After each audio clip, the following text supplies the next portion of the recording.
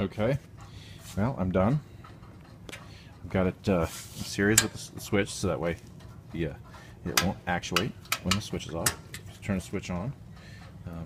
It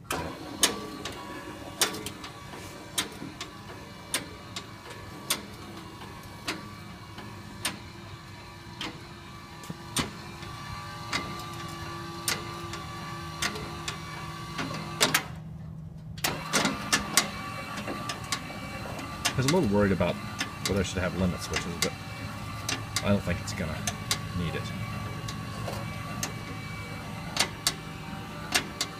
I'll bring it all the way over to 0 over here, and I can tell when it's over there. So I'm not at least for now. When I break some, maybe I'll do it.